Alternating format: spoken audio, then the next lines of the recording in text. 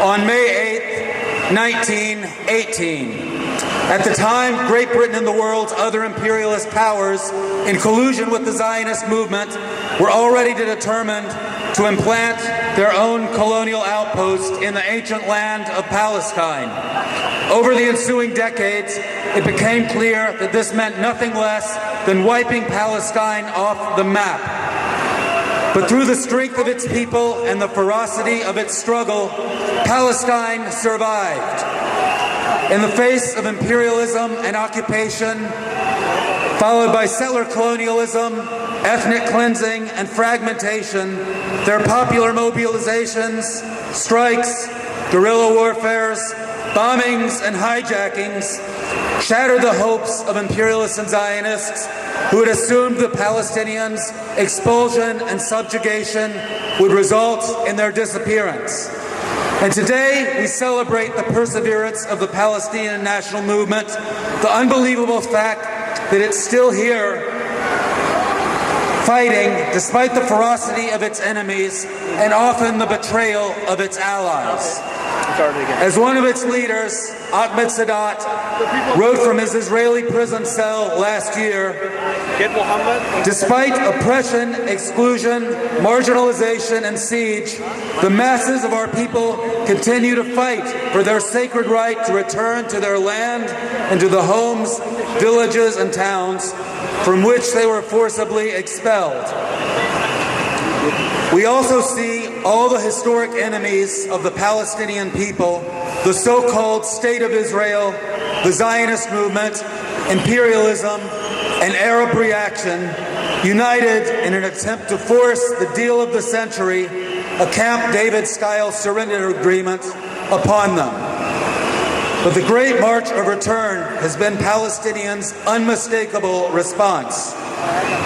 The children of their revolutionary classes, workers and farmers, have made perfectly clear that they will never allow their holy sites, their land, their prisoners, or their right of return to be bargained or sold. Shortly before her murder, Razan al-Najjar, the 21-year-old Palestinian medic martyred by Israeli gunfire a week ago today, wrote on Facebook, "To all those who think they know better than the March of Return, than the weapons of the resistance, than the medics and the press, we go to the fence without anyone forcing us, and it is we who feel the pain, not you. Yet even as they struggle, bleed, and die, our comrades, friends, and heroes under the Israeli occupation are thinking deeply about their need for a strategy capable of not only holding these enemies at bay, but defeating them." Sadat also wrote last year, "What our Palestinian political forces and factions must do to support the prisoners and strengthen their steadfastness is to restore our national unity toward a path of advancement and leave behind the stage of going endlessly around in circles. Can we, who face infinitely more favorable conditions, do any less? We find ourselves in a moment of peak struggle when we can do little but mobilize again and again. But this too shall pass. And we know that mass mobilizations, corporate campaigns, and educational projects, as necessary as they are still insufficient to the task facing us here, inside the world's strongest superpower, whose economic, military, and diplomatic strength enables every atrocity Israel commits against Palestinians. As we continue to mobilize in the coming days and weeks, we should also think and discuss, as individuals and organizations, what it will actually take to defeat the Zionist movement, end U.S. support for Israel, and enable the Palestinian people to erase this criminal regime from the pages of history. The martyrs of the Great March of Return and of a century of Palestinian struggle demand no less of us. It is right to rebel. Israel, go to hell. There is only one solution. solution. Intifada revolution. Baruch Birdem Naftiki ya Palestine. Baruch Birdem Naftiki ya Palestine. Baruch Birdem Naftiki ya Palestine. Baruch Birdem Naftiki ya Palestine. Free, free Palestine! Free, free Palestine! Free, free Palestine! Free, free Palestine! Our next speaker today will be Mike Legaspi from BAYAN. Please put your hands together for Mike. Thank you.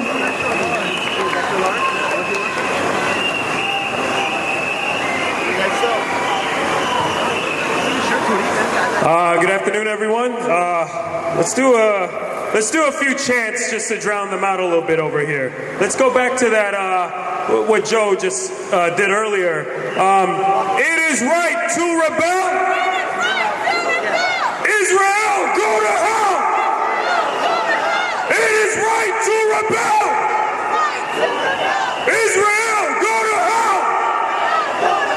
It is right to rebel. Israel, go to hell! It is right to rebel! Israel, go to hell! All right, good afternoon, everybody. My name is Mike. I am with BAYAN USA, and we are an alliance of more than 20 Filipino organizations, anti-imperialist organizations here in the U.S. We are the overseas representatives of BAYAN in the Philippines, and we have been doing a lot of solidarity work with our dear friends and comrades, especially in organizations like Within Our Lifetime. So we want to give a shout out to Within Our Lifetime for the invitation today. We are also members of the International League of People's Struggle, which is an alliance, a global alliance of more than 400 different organizations struggling against imperialism, primarily U.S. imperialism around the world. Today is Al-Quds Day. It is a day not only to uphold and defend Palestinian liberation, but it is a day also to assert and celebrate the right of the Palestinian people to fight back by any means necessary. Give it up for Al-Quds Day! Too often, we hear liberals attempt to stand in the middle and call for a vague, quote, peace in the Middle East. But for us here today, we understand that the main source of unrest, the main source of conflict, the main source of pain in the Middle East is actually the Zionist state of Israel and the dirty meddling of U.S. imperialism that these clowns over here try to represent. So how can there be peace in the region when Israel is addicted to genocide, violence, and war? How can there be peace when the main source of funds for Israel is the billions of dollars pouring in from the genocidal maniacs we call the U.S. government? Just like the popular chant, if there is no justice, there is no... If there is no justice, no justice, no justice. All right. Peace anywhere must be based on justice. And the only justice there can be is the complete defeat of Israel and the total victory of the Palestinian people against Zionism and against imperialism. For us, as BAYAN USA, we see Palestinian liberation as tied to the liberation of our own people in the Philippines. We draw parallels between the thousands killed under the U.S.-backed terror state of Israel and the 20,000 people killed in the Philippines this year alone by the U.S.-backed Duterte regime. It is the same U.S. government that allows for the murder of black people every 28 hours, and it is the same U.S. government that ruled that a pipeline is more important than indigenous people's lives. Do we agree with that? Do we agree with this government?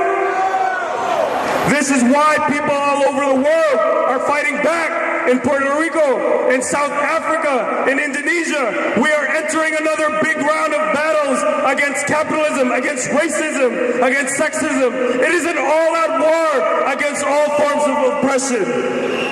Leading the way are armed revolutionaries in Turkey, in India, and in the Philippines. But the very point of this spear of liberation and justice today is Palestine.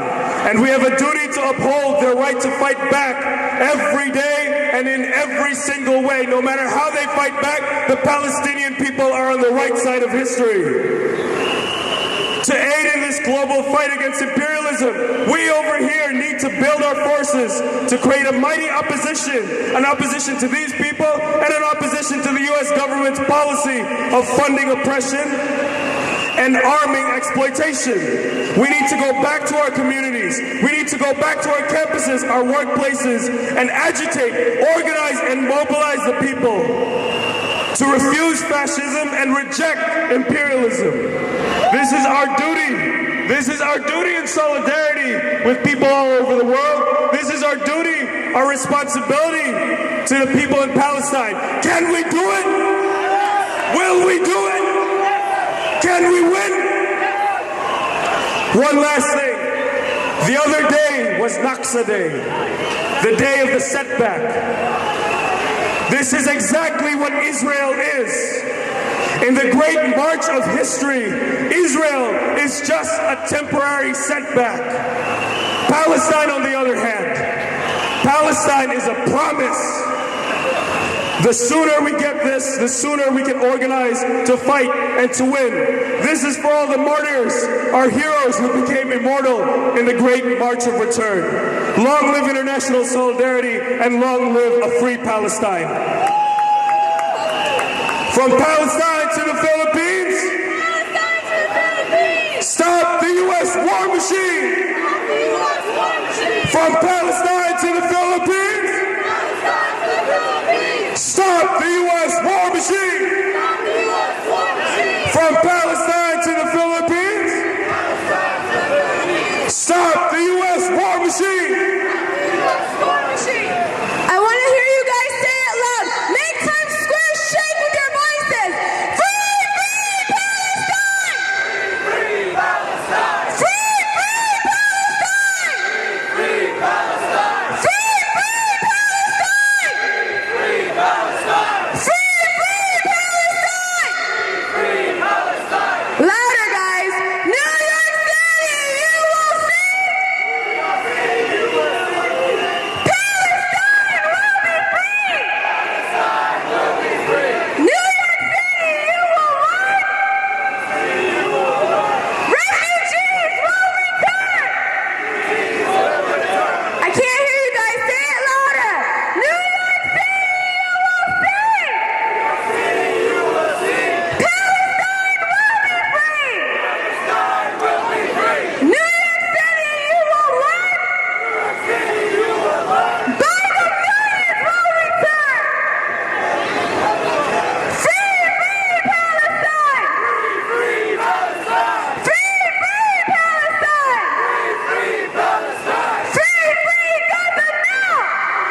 Palestine! Free, free Gaza now! Free Gaza now!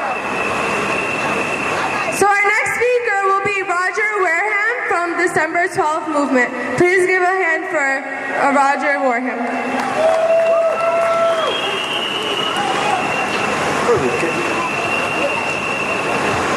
Free, free Palestine! Free, free Palestine! Free, free Palestine! I hope that the people who are walking by are paying attention to why we're out here. Because we don't need to talk to each other, because we are already convinced. People need to know that in 1979, there was a declaration that Zionism is racism and that Palestine must be free. 2018, Zionism is still racism, even more rapidly so, and Palestine still must be free. as a black person, as an African person in the United States, we understand Zionism is racism. Our entire existence in this hemisphere has been determined by racism and our resistance to it. I see these coffins laid out here. Black people know coffins. We know Emmett Till. We know Tamir Rice. We know Eric Garner. We know Nat Turner. We know Martin Luther King. We know Malcolm X. So we're very familiar with coffins because coffins are part of our existence in the Western Hemisphere. So it is important that those people who are walking by, particularly the black people, understand why it is important that we support the struggle of Palestine. Because the struggle of Palestine is a struggle against institutional racism. And every blow against institutional racism is a blow for our freedom here as well. Free, free Palestine!